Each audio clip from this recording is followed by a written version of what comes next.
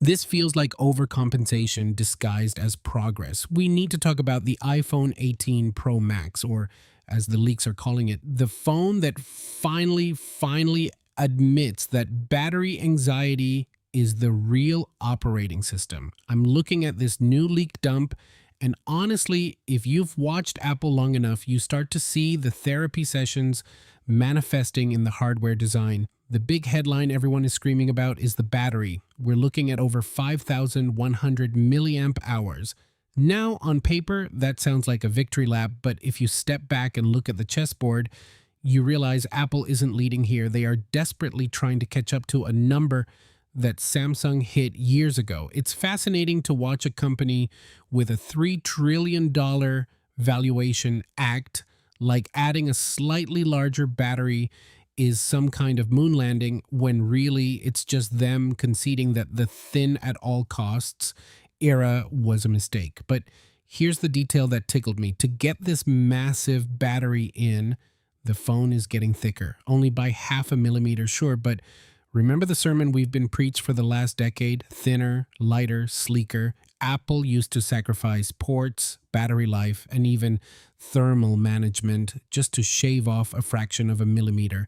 Now they are reversing course. Why? Because the competitive pressure from the Android space, specifically the Galaxy S25 and S26 Ultra, has made battery life the new status symbol. Apple didn't wake up one day and decide they loved heavy phones. They woke up and realized they were losing the spec sheet war. This isn't innovation. This is damage control for a design philosophy that ran out of road. They are literally padding the phone to hide the insecurity that their efficiency chips couldn't outpace physical chemistry forever.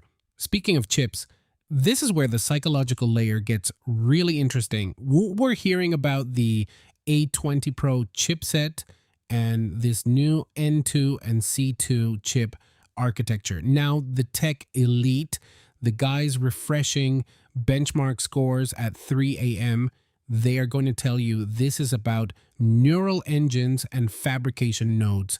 But let's look at what's actually happening. Apple is vertically integrating everything. They are bringing the modem in-house with the C2. Why? Because relying on Qualcomm was a bad look for a company that claims to control its own destiny. But deeper than that, this focus on efficiency is an admission that battery technology has plateaued. Since they can't invent a nuclear reactor for your pocket, they have to obsess over how many nanometers the transistor is. It's a smart move, don't get me wrong, but it reveals a fear the hardware is hitting a wall, so the only gains left are in the microscopic details that 90% of users will never understand but will happily pay for. And then we have the satellite connectivity. This is the feature that sounds incredible in a keynote but serves a very specific psychological purpose for the average buyer. It's the adventurer fantasy. Most people watching this, let's be real, you are not trekking through the Amazon. You are not stuck in the Greenland ice sheet. You are probably watching this from a couch in a suburban house with Wi-Fi, but Apple is selling you the idea that you could be an explorer. It's the same reason people buy cars that can go 150 miles per hour to sit in traffic. This move to full 5G via satellite isn't really about saving you in an emergency, though that's the noble cover story. It's about positioning the iPhone as the only lifeline you need. It's a move designed to make the phone feel indispensable, a digital security blanket. It creates a dependency where you feel unsafe having any other device because what if I end up in a desert? You won't, but they need you to fear that you might. Now, let's talk about the part of the show that usually involves a lot of smoke and mirrors, the camera. The leak says the main sensor is switching from Sony to Samsung, and we're getting a variable aperture. Stop the tape.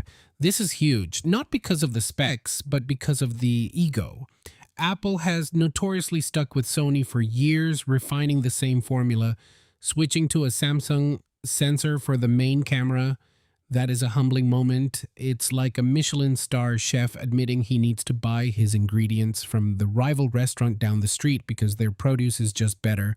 And variable aperture. Android phones did this years ago. Tech enthusiasts have been screaming for this, and Apple ignored them. Why now? Because computational photography, Apple's magic software trick, can only fake depth so much. Eventually, physics wins. They need the hardware to do the heavy lifting because the software fix was starting to look artificial. This is Apple admitting that they can't code their way out of the laws of optics forever. However, while the camera tech is getting a massive upgrade, the front of the phone is telling a different story. The dynamic island is shrinking, but it's staying. And those Face ID sensors, they are moving under the screen. This is the silent majority moment. Tech YouTubers are going to obsess over the pixel density of the under-display camera. But normal people, they just want the notch gone. The fact that it's still a pill shape, even if smaller, tells us Apple is married to this design language. They branded the island. They made it a feature. They can't kill it completely because they spent millions marketing it as the future. So they are slowly erasing it year by year, hoping we don't notice that they promised us a seamless screen and are still delivering a pill-shaped compromise. It's a slow evolution disguised as a revolution, keeping us hooked on the promise of the perfect screen that never quite arrives. So, what is the takeaway from the iPhone 18 Pro Max leaks? Is it a revolutionary device? No. It's a therapist's nightmare of a device. It's thicker because they were wrong about thinness. It has new chips because they are afraid of stagnation. It has satellite features to feed your survivalist fantasies, and it borrows camera tech from competitors because they hit a wall. This isn't a phone built on confidence. It's a phone built on reacting to the market, correcting past mistakes, and wrapping it all in a premium price tag. It's going to be the best iPhone ever, absolutely, but that's the easiest prediction in the world. The harder truth is that Apple is playing catch-up in a game they used to referee, and they are hoping you're too busy looking at the battery percentage to notice the shift in power. But hey, at least you'll finally get through a whole day without carrying a charger.